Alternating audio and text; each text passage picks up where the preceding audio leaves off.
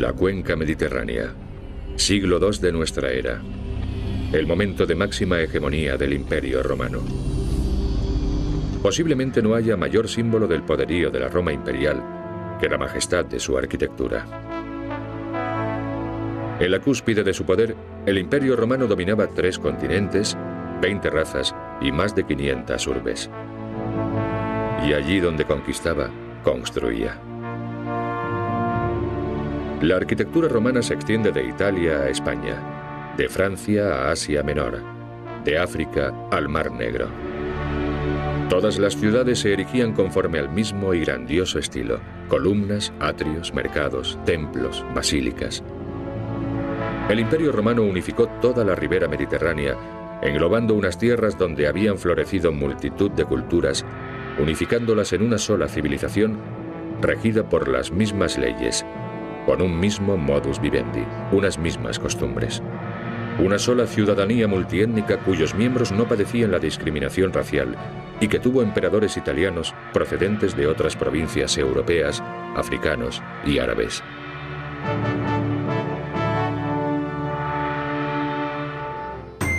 A fin de comprender cómo Roma logró construir tan vasto estado y gobernarlo durante casi un milenio, viajaremos a los mismos confines del imperio en su época de máxima expansión y conoceremos los secretos que la arqueología ha desvelado para nosotros.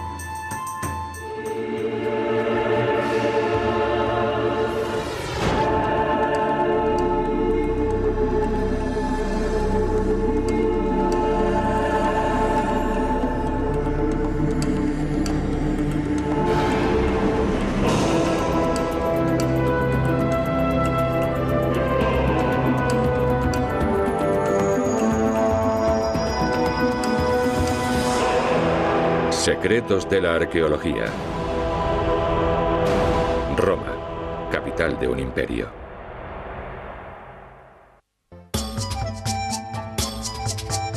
Según la leyenda, la urbe romana fue fundada por Rómulo en 753 a.C. Casi inmediatamente inició su expansión, haciéndose en primer lugar con los territorios de los pueblos itálicos. A continuación extendió sus dominios hasta configurar un imperio que abarcaba desde las costas atlánticas de Iberia hasta el río Éufrates.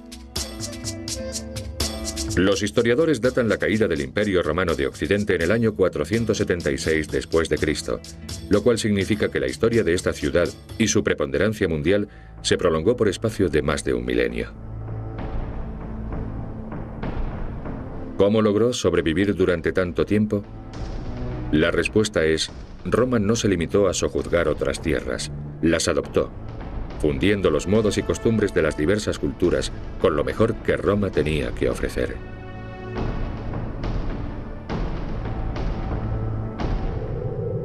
En Vaison-la-Romaine, Francia, en tiempos una provincia romana llamada Galia, los arqueólogos descubrieron esta vía jalonada de imponentes construcciones. En sus entradas, los investigadores hallaron unas desconcertantes ranuras. ¿Qué objeto tenían?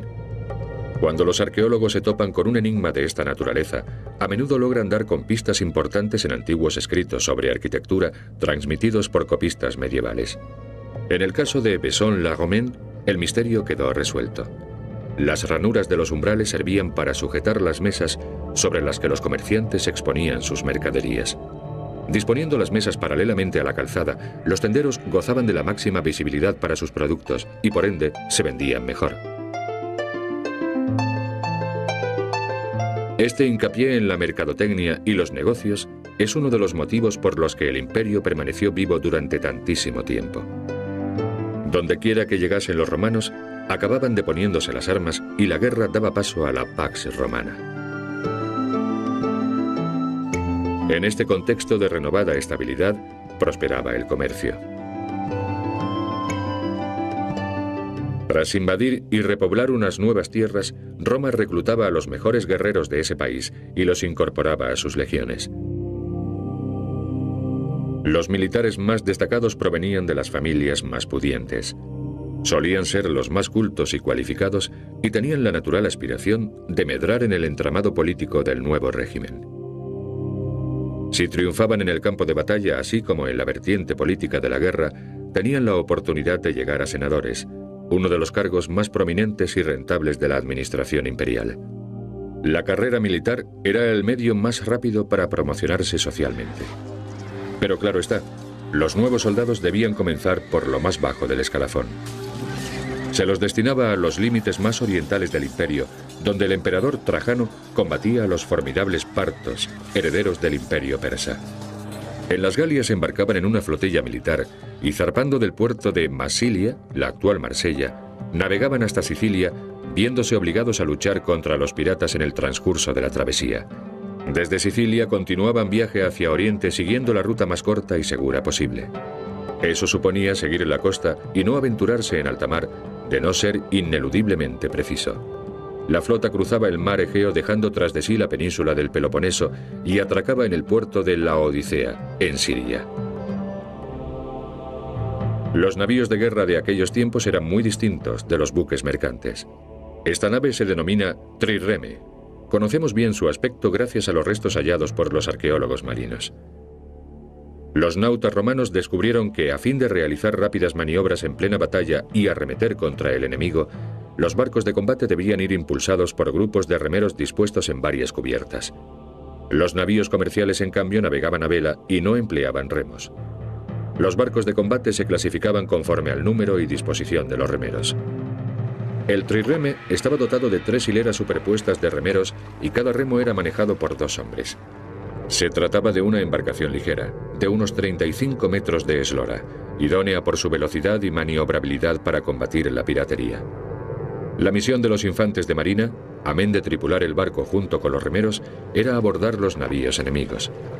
Cada trireme llevaba a bordo una dotación compuesta por unos 300 remeros y un centenar de infantes de marina.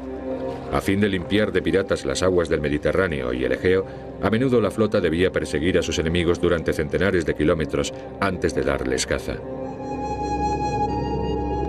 Una vez que los alcanzaban, la táctica no consistía en abordar el buque y enzarzarse en una lucha cuerpo a cuerpo, sino en echarlo a pique, ya arremetiendo contra él, ya arrojándole proyectiles incendiarios por medio de catapultas. Una nave de costado corría mayor peligro de ser embestida y hundida que su atacante. No obstante, esa posición confería ventajas a la hora de servirse de la catapulta.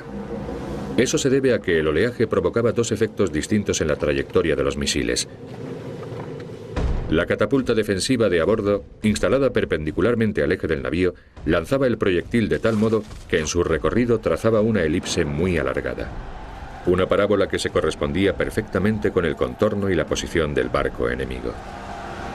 Este, por otra parte, tenía su catapulta alineada con su eje principal y sus municiones tendían a caer dentro de un círculo que abarcaba tan solo una parte mínima del objetivo. Frecuentemente los misiles del atacante erraban el blanco, lo cual podía decidir el resultado del enfrentamiento. Mas la vida del soldado no se limitaba a la actividad bélica. La cultura romana exigía cierta dosis de refinamiento y buen gusto a sus ciudadanos. Este teatro de Tyndaris se encuentra en la costa nororiental siciliana, dominando el mar por donde llegan muchos viajeros y legionarios para hacer escala en sus travesías. Lo más sorprendente y desconcertante de esta edificación no son tanto su arquitectura y su ornamento como su ubicación. Es verdaderamente llamativo, pero carece de explicación lógica. Puesto que los espectáculos solían celebrarse de día, erigir un teatro en un paraje expuesto a los vientos marinos y a pleno sol parece una decisión muy discutible.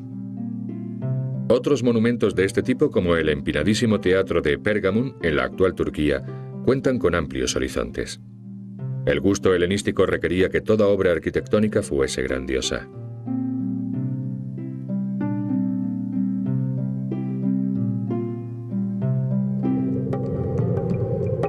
Lo cierto es que el teatro de Tyndaris, al igual que buena parte de la ciudad, no fue levantado por los romanos, sino por los griegos varios siglos antes, durante la era helenística. Los romanos sencillamente anexionaron estas tierras a su imperio. Una de las razones para explicar la vastedad y el poderío del imperio romano es su asimilación de la cultura helénica, que fue imitada al principio, posteriormente desarrollada como por ejemplo el ars musivaria, la confección de mosaicos, y finalmente difundida por todo el Mediterráneo. Tierra adentro, en la misma Sicilia, se alzaba una floreciente Civitas, la ciudad de Morgantina. Sus suntuosas domus, decoradas con soberbios mosaicos, atestiguan fehacientemente su opulencia. Una de las muestras más claras de su prosperidad era la amabilidad con que acogía a sus visitantes. La prueba la tenemos en este mosaico, en el que se lee en griego la frase «que sigas bien», que puede interpretarse como una expresión de bienvenida. Todos los ciudadanos del imperio eran iguales. La circulación de personas e ideas era tan libre como la de bienes. El gobernador de la isla, así como sus moradores estables, hacían extensiva la célebre hospitalidad romana a todos los viajeros, ofreciéndoles vino, carne y todos los productos de la fértil tierra siciliana. Una parte de la terra firma italiana, un país al que Virgilio llamó paraíso terrenal, poderosa madre de los cultivos y madre de los hombres.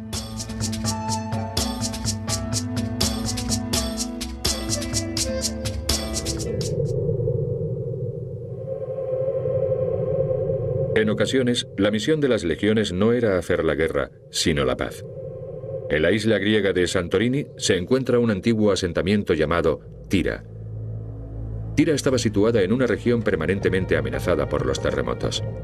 La mitad de la ínsula desapareció bajo el mar en el segundo milenio antes de Cristo.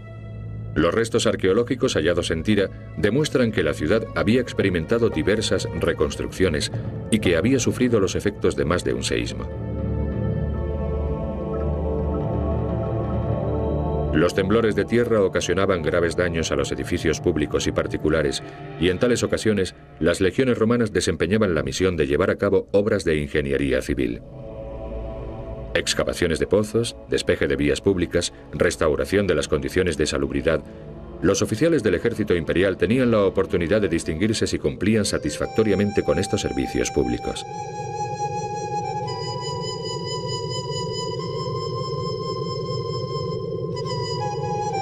Más hacia oriente, en los confines del imperio, queda Jordania. En el siglo XX los arqueólogos desenterraron la hermosa ciudad de Gerasa. Se quedaron perplejos al descubrir numerosas tapas de desagüe como esta, con la imagen grabada de un delfín. Este animal está patentemente asociado con el mar. Sin embargo, Gerasa se alzaba en la mitad del desierto, muy lejos del Mediterráneo. ¿Qué misterioso significado subyacía en estos delfines? A lo largo de varios decenios de campañas arqueológicas fue saliendo a la luz una rica ciudad que ofreció pistas a los estudiosos acerca de la enigmática relación de Gerasa con el agua. Uno de los monumentos más relevantes de las Quívitas es el Ninfeo, una fuente admirablemente adornada.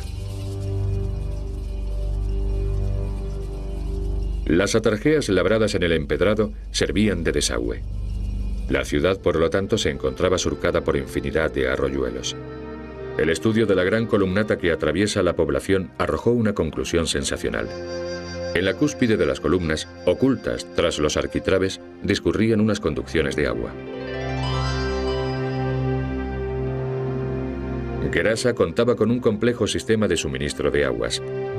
El líquido elemento que anegaba las acequias durante la estación lluviosa se canalizaba, embalsaba y distribuía por toda la ciudad, donde se hacía un ostentosísimo uso de ella antes de evacuarla por los diversos canales. El sistema suponía un gran despilfarro, pero era por eso precisamente por lo que la ciudad se sentía tan orgullosa de él.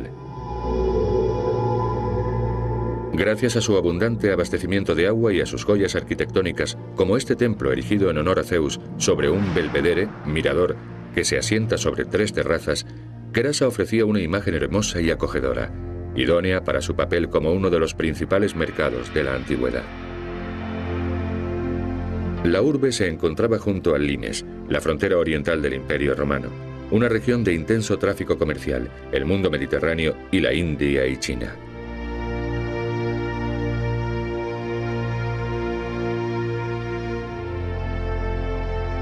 Gerasa debía competir comercialmente con otras quivitates de la misma zona, tales como Palmira y Petra, de modo que se veía obligada a ofrecer una amplia gama de servicios de calidad y diversiones, como demuestran sus 2 teatros, sus termas de aguas minero-medicinales y el circo. Su hospitalidad se ve realzada por este magnífico recinto oval que reportó una gran celebridad a la Civitas. La plaza ovalada de Gerasa simboliza el Imperio Romano. Una imponente avenida porticada atraviesa la ciudad y desemboca en la pintoresca plaza.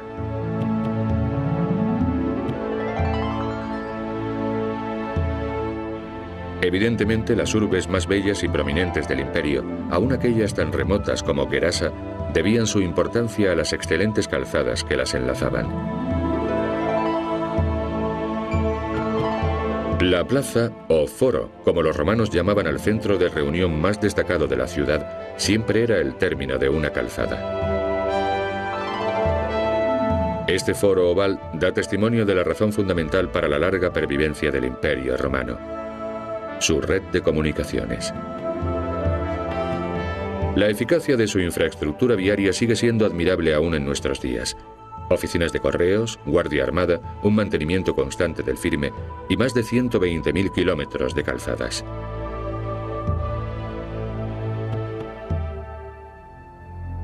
Gerasa era el último reducto oriental del imperio.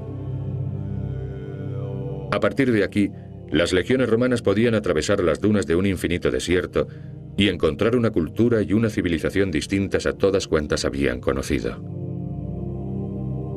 El temible pueblo que habitaba las regiones comprendidas entre el Éufrates y el Indo hizo temblar a los propios romanos.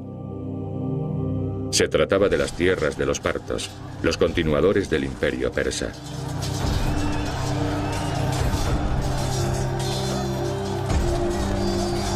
Los romanos no tuvieron más remedio que echar mano de sus formidables tácticas militares para derrotar a tan belicoso enemigo.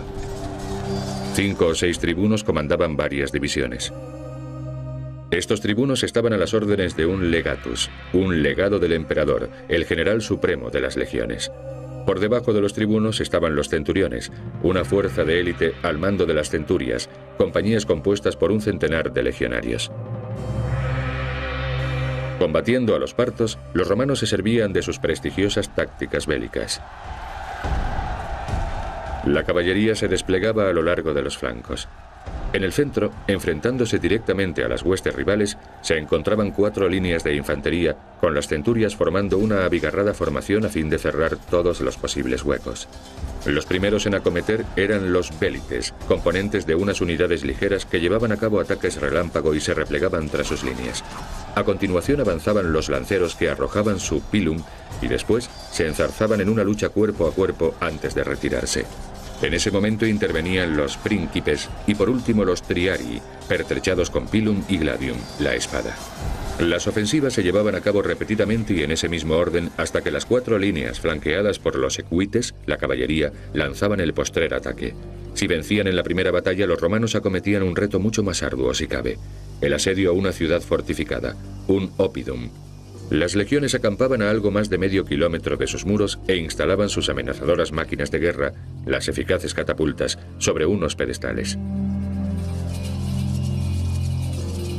Las catapultas o ballistas lanzaban flechas y, si era necesario, piedras. Cuando el ejército ponía sitio a una ciudad, empleaba piedras como misiles a fin de abrir brechas en las murallas y facilitar así la invasión de las tropas. Los proyectiles debían golpear el mismo punto una y otra vez. Esto se conseguía cargando siempre la catapulta con piedras del mismo peso, tras realizar varios disparos de prueba para escoger el emplazamiento adecuado de la balista. Los misiles pesaban hasta 80 kilos y tenían un alcance máximo de unos 650 metros. A fin de arrojarlos a gran velocidad hacia la cerca de la ciudad asediada, los proyectiles se colocaban en un saco situado en el centro de una cuerda atada a sendos brazos de un arco, tensado por un sistema de sogas entrelazadas. Un cabrestante tiraba de la cuerda y tensaba el arco. Y al soltar la anilla sujeta al saco, la piedra salía disparada.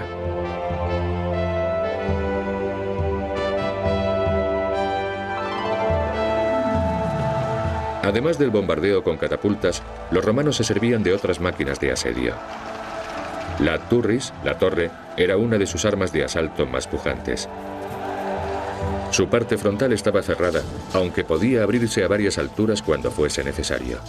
En los pisos intermedios iban montadas catapultas cargadas con flechas y piedras. En las alturas superiores se agazapaban los soldados listos para iniciar el ataque en el momento en que las torres se aproximasen suficientemente a las murallas enemigas. En la planta más baja se encontraba el ariete. En cuanto se lograba abrir una grieta en el muro, el tribuno ordenaba a sus centuriones atacar y entrar triunfantes en la ciudad.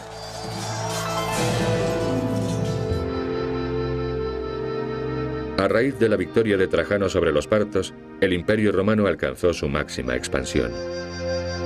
Los oficiales más destacados podían optar por seguir el cursus honorum, la carrera de los honores, el rigurosamente reglamentado escalafón romano. Con los debidos honores obtenidos en el campo de batalla, podían llegar a obtener un puesto en el senatus y pertenecer así a la asamblea más importante del imperio. Los senadores romanos también eran combativos, si bien de un modo distinto. Se servían de las armas de la diplomacia, la aplicación imparcial de la ley y la sabia administración económica y política, a fin de garantizar la estabilidad de los territorios ganados por el ejército. El imperio era un inmenso dominio que comprendía todo el mundo conocido en aquel tiempo. Su legado es uno de los más poderosos de la historia universal. Personas congeladas en el tiempo. Unas arcaicas poblaciones del Imperio Romano, en tiempos prósperas y llenas de vida, tratadas en sus escritos por los estudiosos latinos, se habían desvanecido. ¿Qué había sucedido?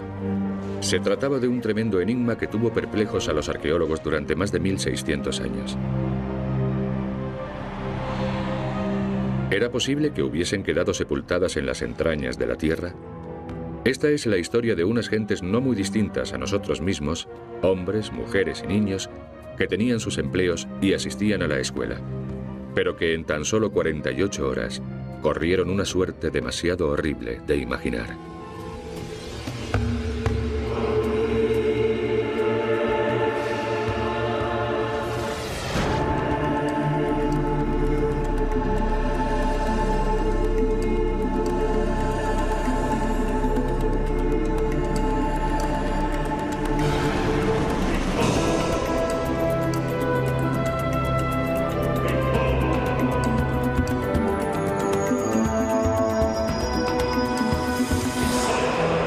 Secretos de la arqueología. Pompeya, una ciudad redescubierta.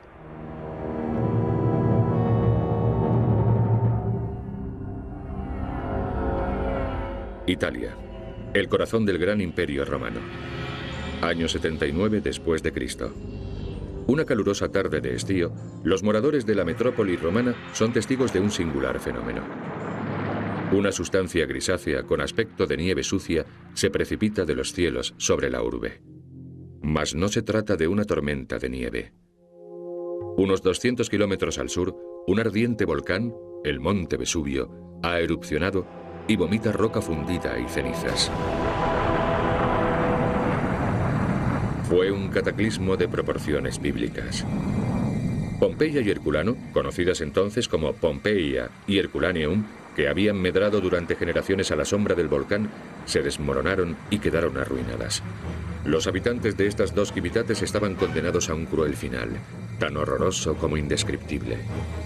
Cegados por las cenizas al rojo vivo y asfixiados por los gases ponzoñosos, fueron muriendo uno a uno. A medida que la erupción continuaba, sus cadáveres fueron quedando ocultos bajo varias capas de lodo hirviente y piedra pómez, hasta que no quedó el menor rastro de vida, ni de civilización. Desde que se tenía memoria, jamás una región tan densamente poblada había sido víctima de una catástrofe igual.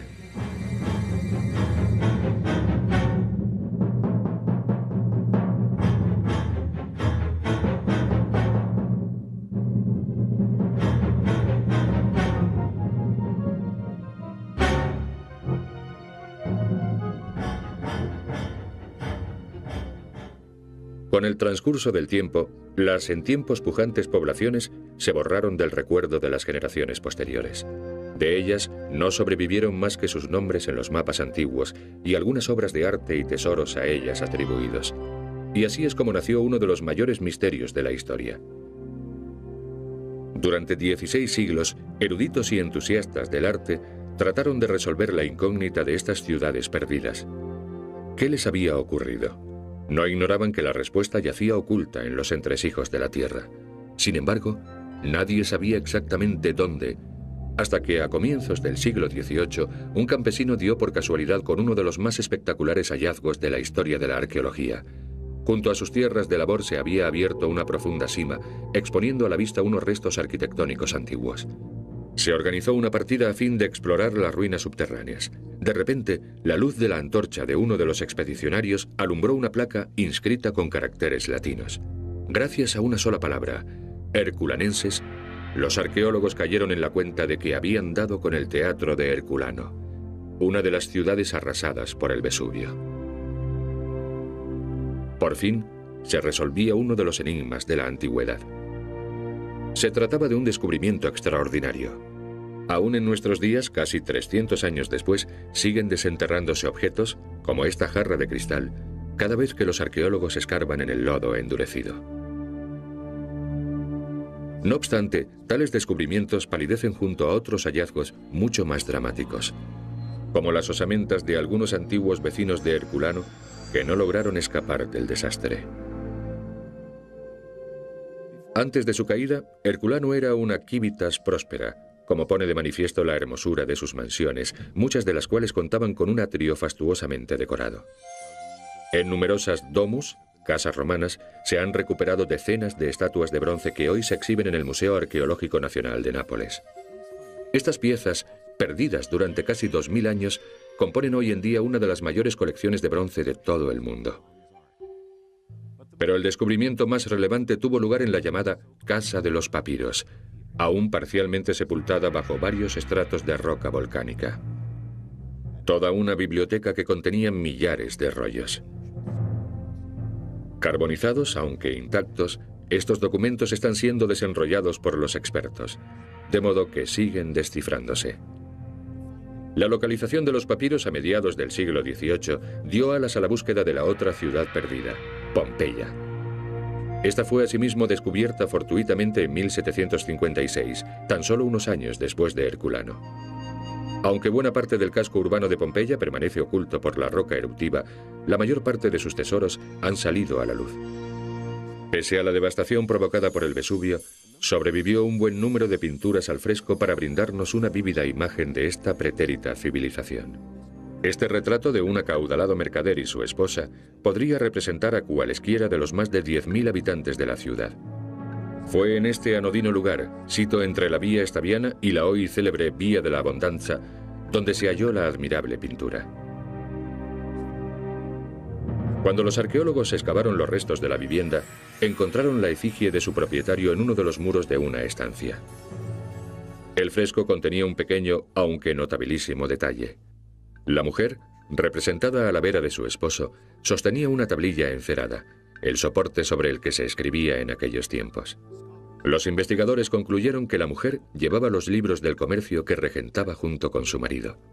Del mismo modo que muchas familias de nuestro tiempo, la pareja tenía instalado el establecimiento, una próspera panadería y tienda al por menor, en su propia casa. Pese a los avances de la civilización moderna, resulta asombroso comprobar lo poco que han variado los aspectos más sencillos de la vida cotidiana al cabo de 2000 años. Mientras que hoy el centro comercial se ha convertido en el eje de la vida social y mercantil, en tiempos de los romanos este era el papel del foro. La congestión del tráfico era por entonces tan problemática como lo es hoy. De modo que, muy ingeniosamente, el centro de las ciudades se proyectaba para ser exclusivamente peatonal.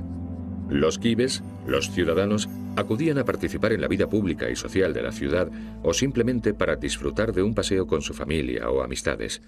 Los pronunciados escalones de los soportales no tenían una mera finalidad estética. Servían asimismo para vedar la entrada de carruajes, de modo que los transeúntes no tuviesen que preocuparse por el peligro de ser arrollados por un caballo. En Pompeya, como en todo el mundo romano, el foro era el foco de la vida religiosa, política y comercial. Las dependencias municipales y los archivos se encontraban en esta plaza. En sus aledaños estaba situado el comitium, a donde los varones romanos acudían a depositar sus votos. Si bien las mujeres eran una parte esencial de la sociedad romana, carecían de derecho al voto. No obstante, sí ejercían, como hoy, una decisiva influencia sobre las opiniones de sus maridos. En el propio foro, a mano derecha, se alzaba un edificio propiedad de la pudiente y noble dama Eumaquia, descendiente de una influyente estirpe pompeyana. Con sus más de 2.400 metros cuadrados, el equivalente a la superficie de un campo de fútbol, era una de las mayores edificaciones del foro. Los arqueólogos sospechan que se trataba de un importante mercado donde se adquirían telas y materias primas, principalmente lana. La excavación de estas estructuras, cercanas a la entrada del inmueble, supuso un sorprendente hallazgo. Parece increíble, pero los expertos opinan que se trata de unos mingitorios utilizados para recoger la orina de los visitantes a fin de emplearla para blanquear y suavizar la lana. En un lugar destacado del foro, se erguía el templo de Iobe, Júpiter. Con sus más de 12 metros de altura y sus 6 columnas en la fachada, era la mayor construcción religiosa de Pompeya. De las muchas estatuas del templo, tan solo ha pervivido la cabeza de Júpiter, cuyo original se custodia en el Museo Arqueológico Nacional de Nápoles. Aunque poco es lo que sobrevive de su fábrica original, aún es posible recrear visualmente su pasado esplendor. En su tiempo fue el monumento más señalado de Pompeya.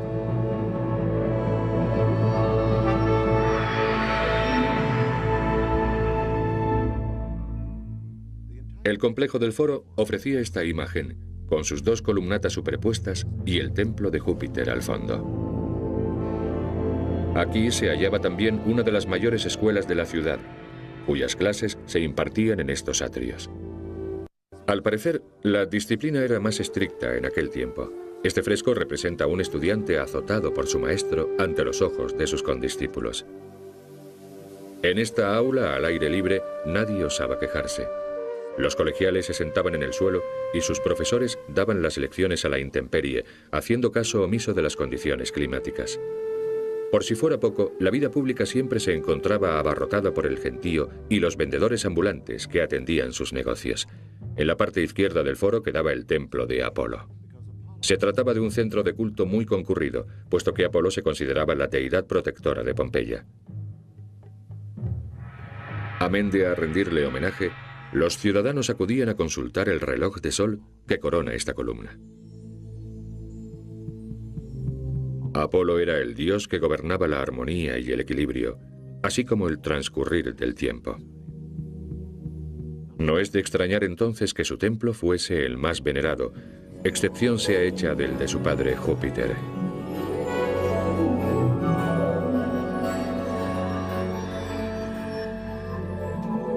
Uno de los lugares más frecuentados en tiempos de los romanos eran los baños termales. Las termas, construidas en el año 80 a.C., tenían entradas separadas para hombres y mujeres, así como instalaciones balnearias distintas para cada sexo. Esta sala era el tepidarium, el lugar donde los clientes se bañaban en agua templada. La pileta fue donada por un industrial de Capua llamado Marcus Nigidius Bacula, que quiso asegurarse de que nadie ignorase quién había sido el donante. En esta dependencia, con el techo abierto al cielo, se encontraba el frigidarium, una piscina de agua helada en la que se sumergían los bañistas tras tomar una sauna.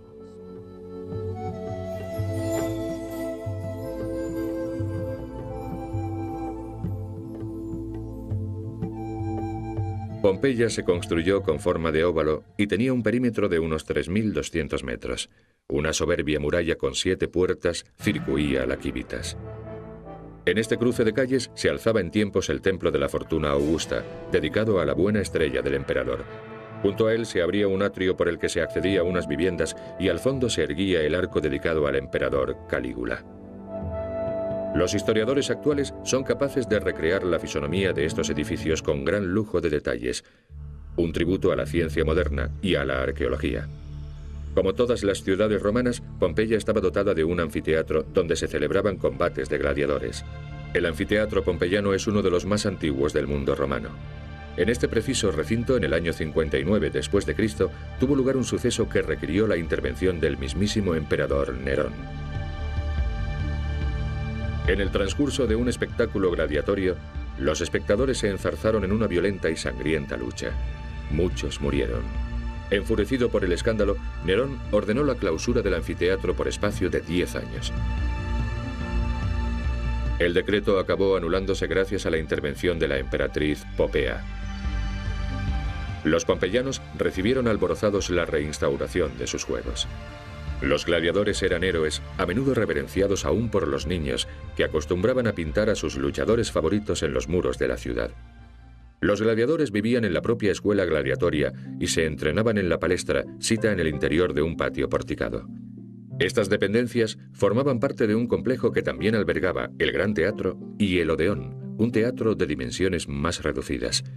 Para las parejas que quisiesen disfrutar de una noche en la ciudad, este precursor de los actuales centros de ocio era el lugar idóneo. En el Odeón se celebraban funciones teatrales y espectáculos musicales. En su época, el Odeón estaba techado a fin de que los asistentes que se sentaban en el graderío gozasen de una acústica perfecta. El Gran Teatro se erigió en la falda de una colina al modo helénico. La asistencia a las atracciones era gratuita. Se trataba de espectáculos patrocinados, tal y como se hace hoy día, salvo que, habitualmente, quien corría con los gastos era un político que buscaba la reelección. Las funciones teatrales se ofrecían durante el día. Para proteger al público del sol, se tendía un entoldado sujeto por grandes postes. Esta es la vista que en tiempos ofrecía el escenario. A diferencia del teatro, esta tahona no debía de ofrecer sus productos gratuitamente. No obstante, fue un negocio muy rentable. Los habitantes de Pompeya eran grandes consumidores de pan, ya que todo el mundo podía permitírselo. Se cocía incluso el panis furfureus, un pan de ínfima calidad que se servía en los comedores de beneficencia. Por supuesto, aún el mejor pan necesita de un acompañamiento. Pero muy pocos quibes disponían de pozo propio. Este pilar señala la ubicación de un pilón conectado con la gran cisterna principal, desde la que se distribuía el agua. Sus vestigios nos sirven para hacernos una idea del aspecto original de esta confluencia. Estas fuentes se instalaban en muchos cruces de calles y los ciudadanos acudían a abastecerse de agua para el uso doméstico. Los privilegiados que habitaban las más célebres mansiones de Pompeya lo tenían mucho más fácil. Esta es la llamada casa de los Betii, dos hermanos descendientes de una familia de libertos que hicieron fortuna en el mundo de los negocios. Deseosos de hacer alarde de su opulencia, los Betii mandaron erigir estatuas en un jardín rodeado por una columnata y decoraron su morada con frescos como estos.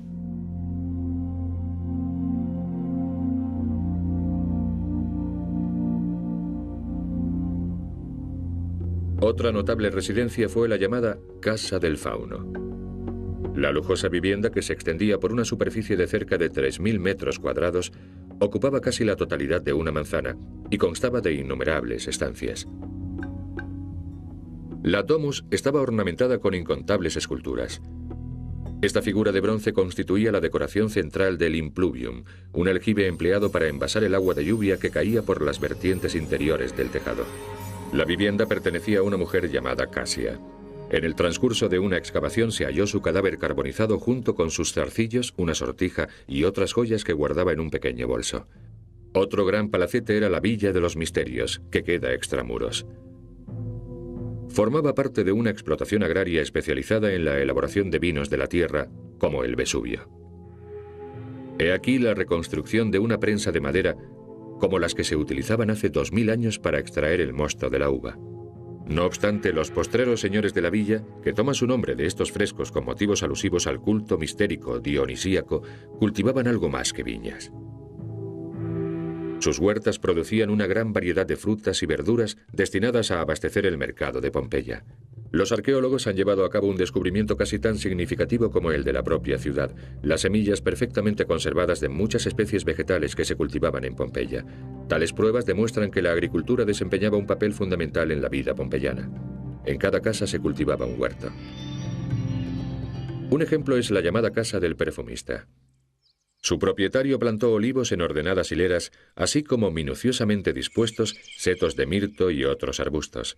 Cultivaba asimismo hierbas, raíces y flores de muchas plantas que se utilizaban como remedio contra las dolencias más comunes.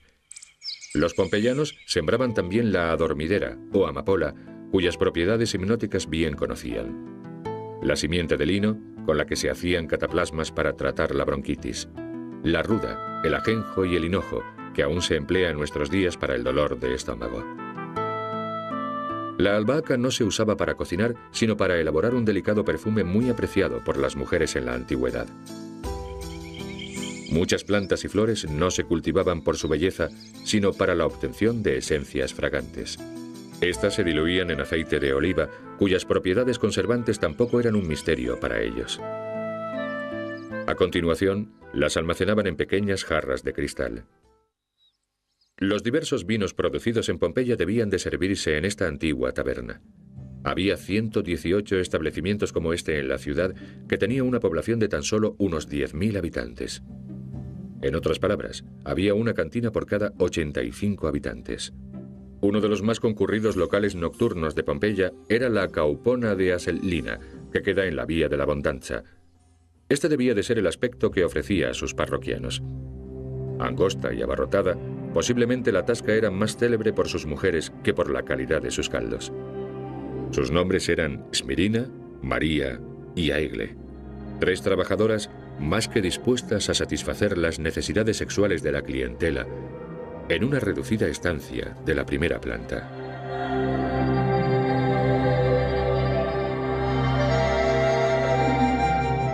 Conocemos uno de los nombres gracias a un grafito hallado en un muro exterior de la bodega. Se trata de un cartel electoral que pide el voto para un candidato a un puesto municipal. Votad a Caius Lollius Fusco para el cargo de aedilis de vías y edificios públicos y sagrados. Las chicas de Asellina y especialmente Smirina solicitan vuestro apoyo. Este testimonio indica bien a las claras que en la antigua Pompeya el vino y la política iban de la mano. Al menos 20 veces al año se celebraban comicios para cubrir los diversos cargos edilicios, y los quibes adinerados que optaban a ellos no reparaban en gastos para financiar su campaña. A fin de promocionarse, los candidatos patrocinaban munera gladiatoria, es decir, combates de gladiadores y otros espectáculos en el anfiteatro. Más eficaces, si cabe, eran los magníficos banquetes electorales y orgías a los que estaban invitados todos los posibles votantes. Naturalmente recurrían asimismo a la cartelera electoral, grafitos pintados en los muros con pintura roja o negra que pedían el voto para un aspirante con la ayuda de un lema publicitario con gancho. Votad a Trevius para el cargo de aedilis. El panadero pide vuestro respaldo. Elegid a Caius Secundus. Cuenta con el voto del sumo sacerdote. O bien, Caius Julius Polybius para el puesto de aedilis. Fabrica un pan estupendo. En suma, no se devanaban los sesos a la hora de pedir el voto. Un acomodado y prestigioso panadero, Caius Iulius Polybius, tenía eslóganes electorales hasta en las paredes de su propia domus, y con ellos rogaba a sus invitados que lo apoyasen con su voto.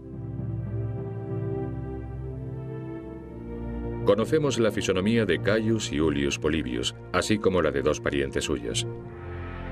Por medio de sofisticadas técnicas reconstructivas y trabajando con los fragmentos craneales hallados en la domus, los científicos han confeccionado una serie de bustos que nos permiten contemplar los auténticos rostros de los pompeyanos.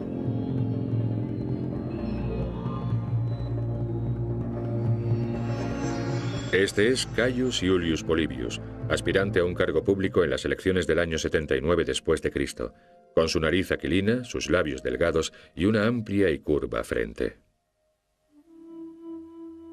Y esta es la faz de uno de sus familiares, un hombre en la treintena de ancha nariz, cejas pobladas y 1,70 m de altura, casi un gigante para aquellos tiempos.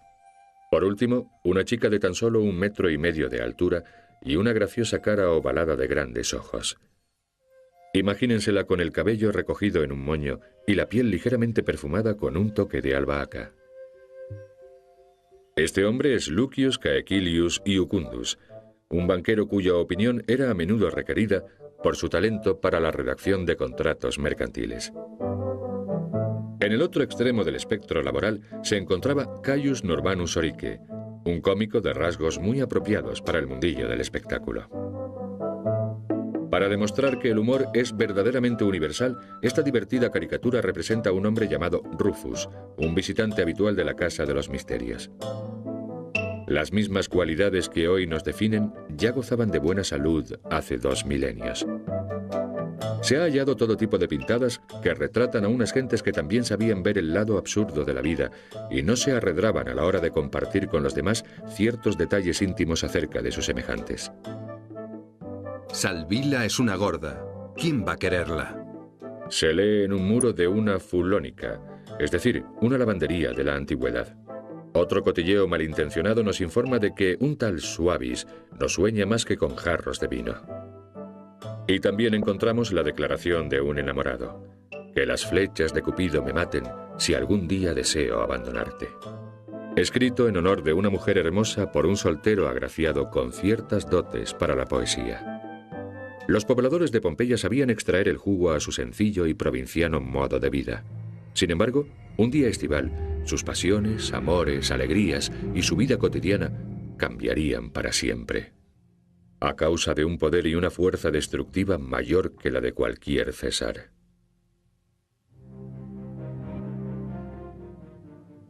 Ya ha oscurecido cuando llegamos a uno de los yacimientos más importantes de cuantos se están excavando en la actualidad, la Casa de los Castos Amantes. Como podrán comprobar por las osamentas de animales que aún yacen en la domus y por los cántaros volcados, este lugar es un libro abierto que ilustra el fatídico momento en el que el Vesubio entró en erupción. Antes del desastre, el dominus de esta casa había hecho decorar sus muros con pinturas al fresco. Contaba con despensas y cobertizos para las bestias. Poseía un horno y un molino. Gracias a este yacimiento, los arqueólogos han logrado establecer con exactitud la fecha del cataclismo. El 24 de agosto del año 79 de nuestra era, a la 1 de la tarde, el cráter del Vesubio expele una espesa humareda y cenizas incandescentes. Mas la devastación no ha hecho sino comenzar. A eso de las 7:30 de esa misma tarde, una serie de violentos terremotos conmocionan la ciudad. A lo largo de toda la noche, violentos temblores de tierra sacuden la población hasta los cimientos, y sus moradores huyen temiendo por sus vidas. A la mañana siguiente, pese a la destrucción, muchos regresan a sus hogares tratando de rescatar sus bienes más preciados. Se encuentra en una ciudad fantasma de viviendas vacías y millares de almas en pena vagando por las calles. Hoy que los arqueólogos han conseguido desvelar lo sucedido en el transcurso de las últimas horas de Pompeya, nos ofrecen una imagen de incesante pavor. Entre las 6 y las 7 de la mañana del 25 de agosto, se desencadena la más dramática catástrofe. Sobre el cráter, a centenares de metros de altura, se elevan colosales masas de cenizas volcánicas y gases ardientes que a continuación comienzan a engullir la ciudad. El vapor sulfuroso incandescente desciende por la falda del Vesubio a una velocidad de más de 160 kilómetros por hora. Estas densas y asfixiantes nubes ahogan y queman viva a toda la población de Pompeya. No hay escapatoria posible. Perecen más de 2000 personas. Y el número de víctimas mortales continúa ascendiendo a medida que se desentierran más cadáveres, 250 años después de iniciarse las excavaciones. Este cuerpo cubierto de estaño pertenece a un niño de unos 12 años. Estos otros cadáveres son de unas personas que intentaban zafarse de la furia del volcán. El instante de su muerte quedó congelado en el tiempo, en el momento en que trataban de escapar. ¿Cómo es posible que toda esta población permaneciese tan ajena al peligro inminente que sobre ella se cernía? Un siglo antes, un científico griego llamado Estrabón había advertido a los pompeyanos acerca del riesgo de erupción. No obstante, este fresco demuestra que continuaron considerándolo un monte apacible cubierto de viñas y olivares. Hoy, cuando los turistas contemplan las históricas calles de Pompeya, la maravilla que provoca redescubrir esta antigua civilización empaña el horror de su tragedia. Pese a todo, se trata de un capítulo agridulce de la historia. El poeta alemán Wolfgang Goethe, tras visitar el yacimiento en el siglo XVIII, escribió: «Jamás un suceso trágico tal ha brindado tanta dicha a las generaciones posteriores». Más de 2 millones de personas acuden a Pompeya anualmente. Vienen a contemplar sus obras de arte y a maravillarse con su arquitectura, mas sobre todo a rendir tributo a una sociedad no muy distinta de la nuestra. Unas gentes que compartían nuestras mismas esperanzas, ambiciones y pasiones. Solo que su caída carece de parangón en toda la historia.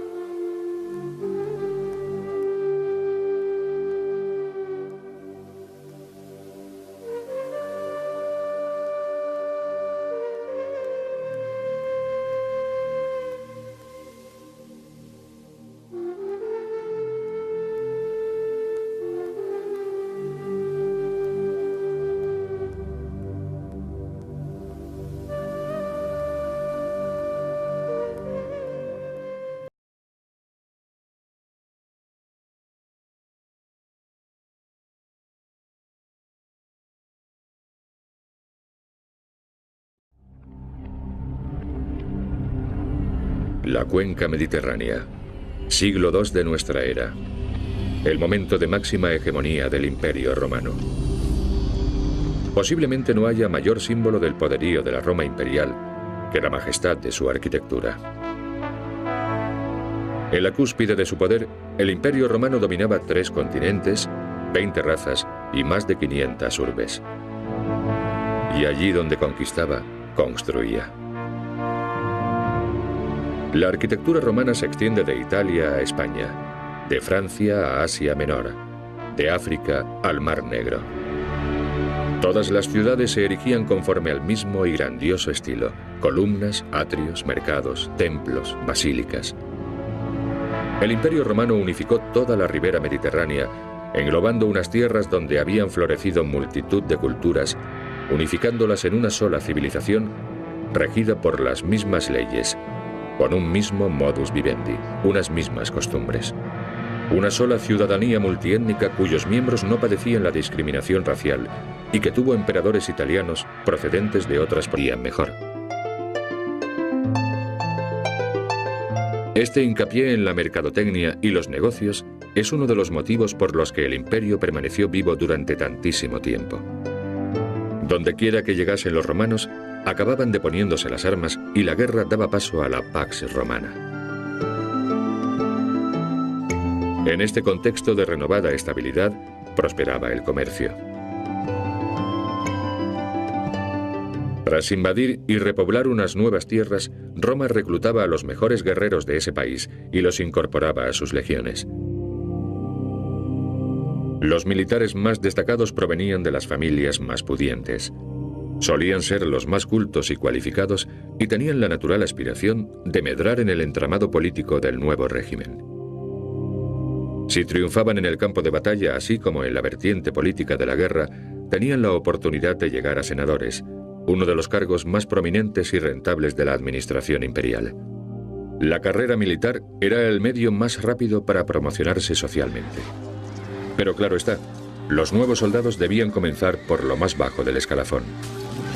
Se los destinaba a los límites más orientales del imperio, donde el emperador Trajano combatía a los formidables partos, herederos del imperio persa. En las Galias embarcaban en una hasta el río Éufrates. Los historiadores datan la caída del Imperio Romano de Occidente en el año 476 después de Cristo, lo cual significa que la historia de esta ciudad y su preponderancia mundial se prolongó por espacio de más de un milenio. ¿Cómo logró sobrevivir durante tanto tiempo? La respuesta es: Roma no se limitó a sojuzgar otras tierras, las adoptó, fundiendo los modos y costumbres de las diversas culturas con lo mejor que Roma tenía que ofrecer.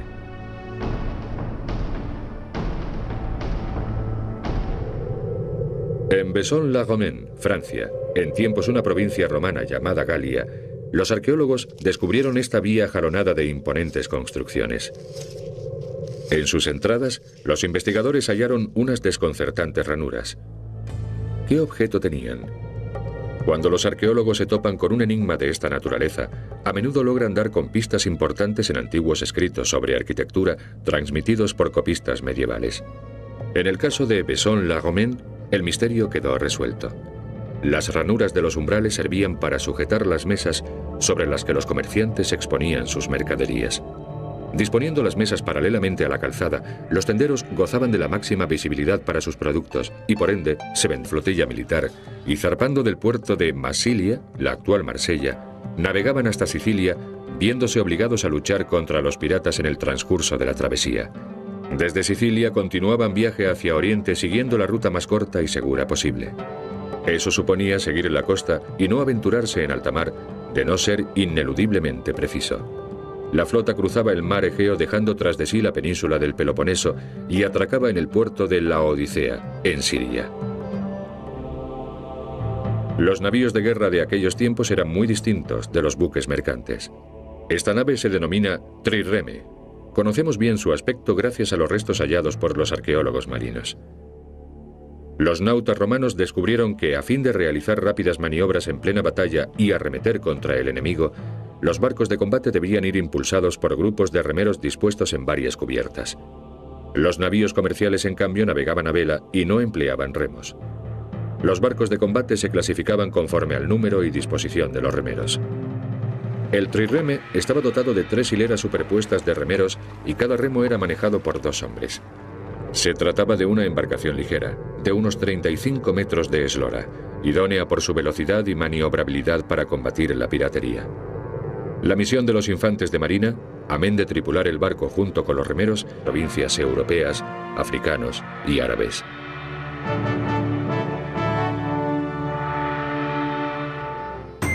A fin de comprender cómo Roma logró construir tan vasto estado y gobernarlo durante casi un milenio, viajaremos a los mismos confines del imperio en su época de máxima expansión y conoceremos los secretos que la arqueología ha desvelado para nosotros.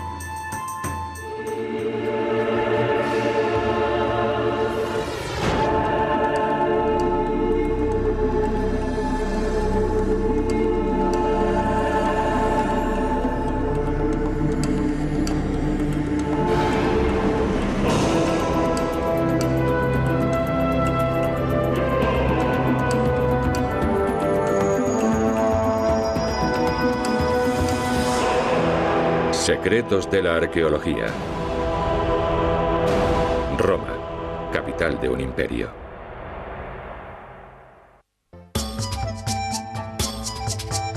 Según la leyenda, la urbe romana fue fundada por Rómulo en 753 a.C. Casi inmediatamente inició su expansión, haciéndose en primer lugar con los territorios de los pueblos itálicos. A continuación extendió sus dominios hasta configurar un imperio que abarcaba desde las costas atlánticas de Iberia